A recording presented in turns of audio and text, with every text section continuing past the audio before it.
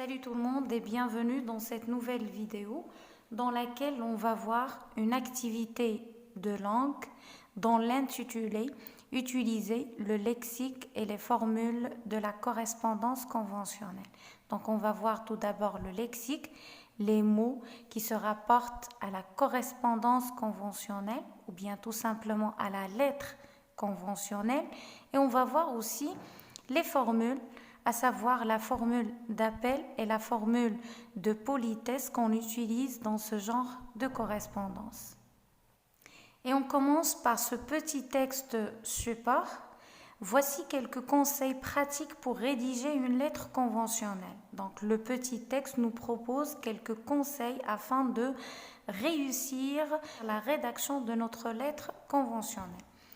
Vous pensez rédiger une lettre conventionnelle nommée également administrative ou formelle.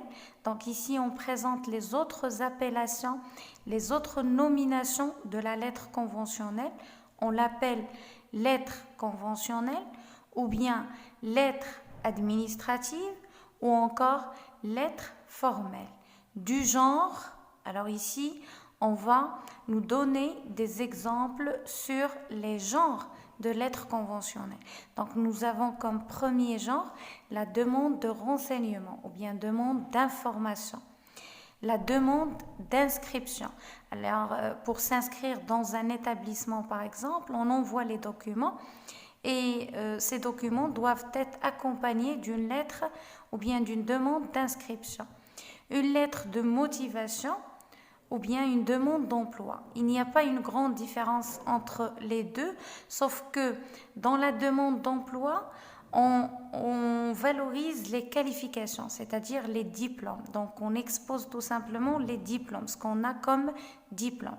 Et dans la lettre de motivation, on expose les compétences, les capacités ou bien les talents et aussi les expériences. Réclamation, si par exemple on achète un bien ou bien un service d'un fournisseur et on n'est pas vraiment satisfait, alors on lui envoie une réclamation, une lettre dans laquelle on proteste ou bien on exprime notre insatisfaction. Demande d'autorisation, on a déjà vu un exemple. Lettre de remerciement, donc si jamais on obtient une autorisation, on va envoyer une autre lettre pour remercier la personne qui vient de nous accorder l'autorisation. Invitation, voilà un autre genre de lettre conventionnelle, l'invitation ou n'importe quel courrier administratif. Alors pour rédiger n'importe quel genre de ces lettres conventionnelles, le respect de certaines règles est obligatoire, notamment en matière de formules de respecter un certain nombre de règles et surtout les formules de politesse. Alors la première règle, il faut vérifier l'orthographe du nom de votre destinataire. Donc il faut être sûr que le nom que j'ai écrit sur ma lettre est le vrai nom du destinataire et aussi il s'écrit de cette façon-là. Ajoutez une formule d'appel, madame ou monsieur, si vous connaissez l'identité ou bien le statut social ou bien la profession du destinataire de votre lettre, pensez à changer la formule d'appel en conséquence. Et madame, monsieur est la formulation la plus simple et la plus efficace lorsque vous ne savez pas à qui vous écrivez précisément. Donc la formule de politesse la plus courante, c'est madame ou bien monsieur. Et si jamais je connais l'identité de mon destinataire, si jamais je sais est-ce que c'est un professeur, est-ce que c'est un directeur, un doyen, un ministre ou bien un maire, ainsi de suite, donc je dois faire suivre monsieur par l'une de ces indications. Je me contente de cette appellation. Donc, je mets au niveau de la formule d'appel seulement madame ou bien monsieur. Évitez cher monsieur ou chère madame. Ces formulations peuvent sembler trop familières ou bien commerciales à utiliser uniquement si vous connaissez bien la personne. Alors, il ne faut jamais porter l'expression ou bien le mot cher dans notre lettre conventionnelle. Donc ce sont des expressions qu'on utilise normalement dans la lettre personnelle et non pas dans la lettre conventionnelle. Donc on utilise tout simplement monsieur ou bien madame.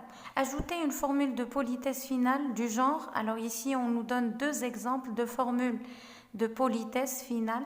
Veuillez agréer madame mes salutations distinguées. Et si jamais je m'adresse à un monsieur, donc je vais remplacer madame par monsieur, ou bien je vous prie de croire madame ou bien monsieur, l'un des deux et non pas les deux à la fois, à l'expression de mes meilleurs sentiments.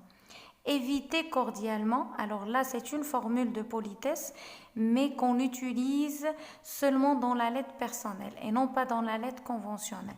Donc ces deux formules de politesse concernent la lettre personnelle et non pas la lettre conventionnelle. Et une fois qu'on a terminé avec le texte, on passe au premier exercice. Donc nous avons ici un tableau et on nous demande de compléter le tableau ci-dessous à partir du texte. Donc on doit relever les réponses du texte bien sûr. Les genres de lettres conventionnelles cités. Alors nous avons cité plusieurs genres de lettres conventionnelles. On va tout simplement les relever. Nous avons la demande de renseignement, la demande d'inscription, la lettre de motivation, la demande d'emploi, réclamation, demande d'autorisation, lettre de remerciement et l'invitation. Les formules d'appel, bien sûr seulement les formules d'appel citées dans le texte. Donc nous avons deux formules. Soit j'interpelle la personne à qui je m'adresse par monsieur ou bien monsieur, madame suivi de l'identité du destinataire. Et pour les formules de politesse finale, donc on nous a donné deux exemples. Veuillez agréer, madame, mes salutations distinguées. Et je vous prie de croire, madame ou bien monsieur, à l'expression de mes meilleurs sentiments. Donc nous avons deux autres formules de politesse finale, mais ce sont des formules à éviter. La deuxième question maintenant, je repère d'autres mots en rapport avec la correspondance conventionnelle. Dans le texte, nous avons deux mots, deux termes qui peuvent remplacer le mot conventionnel, c'est administratif et formel. Et on passe à la règle. Maintenant, je retiens vocabulaire à employer dans la correspondance personnelle. Alors là, il y a une faute. On parle ici de la correspondance conventionnelle. Pour les formules d'appel, donc je peux utiliser comme formule d'appel monsieur ou bien madame ou encore mesdames, messieurs si je m'adresse à plusieurs personnes ou bien monsieur le directeur, madame la directrice si je connais l'identité de mon destinataire. Alors bien sûr, la formule d'appel varie selon l'identité du destinataire. Donc je peux avoir monsieur le directeur, monsieur le chef de département, monsieur le président, monsieur le doyen, monsieur le maire, ainsi de suite. On passe maintenant aux formules de politesse finale. On l'appelle formule de politesse ou bien formule de congé ou bien formule de clôture. Donc je peux avoir comme formule de politesse, je vous prie d'agréer, nous avons monsieur suivi de l'identité du destinataire, l'expression de mes salutations distinguées. Je vous prie d'agréer madame ou bien monsieur sans l'identité du destinataire qu'on a utilisé ici au début, l'expression de mes salutations distinguées. Bien sûr, il y a d'autres formules de politesse qu'on va voir par la suite. Si vous voulez, je peux vous donner un exemple et dire, au lieu de mettre par exemple ici, je vous prie d'agréer, je peux dire veuillez agréer, veuillez accepter, veuillez croire, monsieur le directeur, à l'expression. Alors croire à l'expression de mes salutations distinguées. Ou bien veuillez accepter, monsieur le directeur, l'expression de mes salutations distinguées ou bien l'expression de mon profond respect. Donc, il y a d'autres formules de politesse. Vous allez les voir après et vous allez vous habituer à les utiliser. Et on passe à la deuxième partie de la règle. Maintenant, on va voir le vocabulaire à employer dans la correspondance personnelle.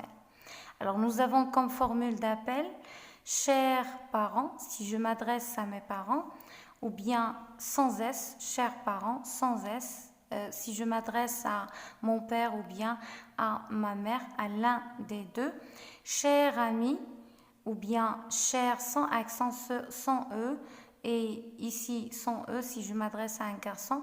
Cher Karim, donc je peux mettre le prénom de mon interlocuteur ou bien de mon destinataire au niveau de la formule d'appel. Donc il y a plusieurs exemples de formules d'appel.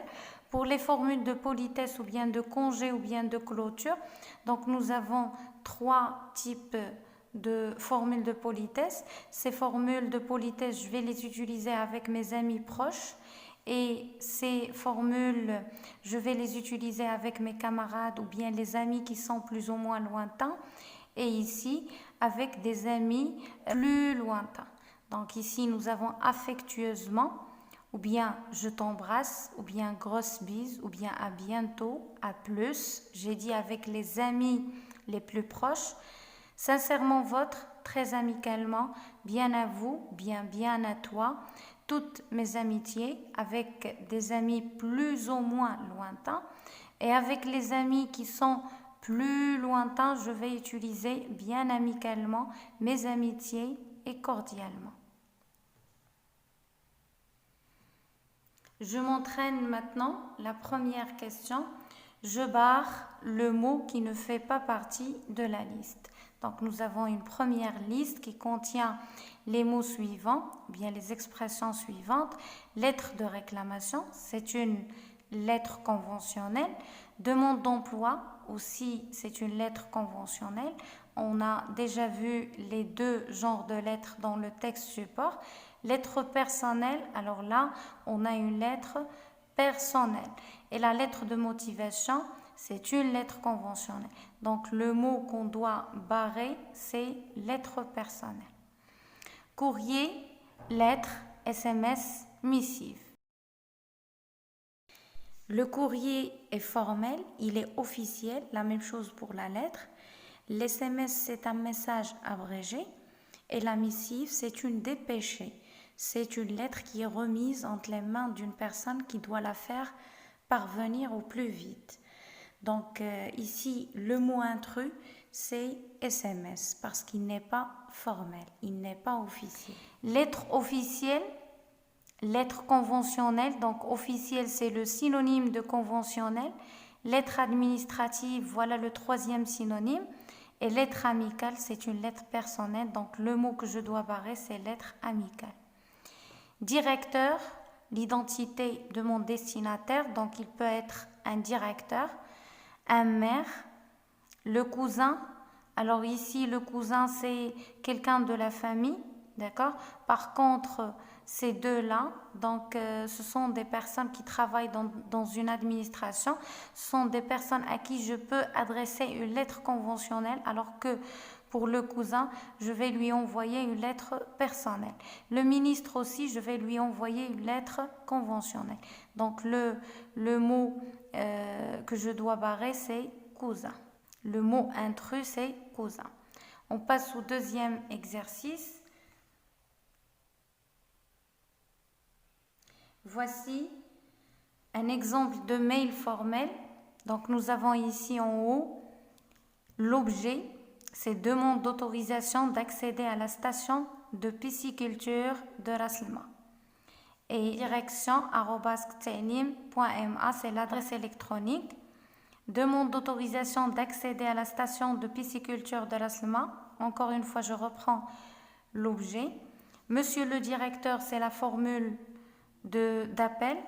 Dans le but de sensibiliser mes élèves à la question de la protection de l'environnement et à la biodiversité en Atlas, je vous prie de bien vouloir m'autoriser à organiser une sortie au parc d'Ifrane.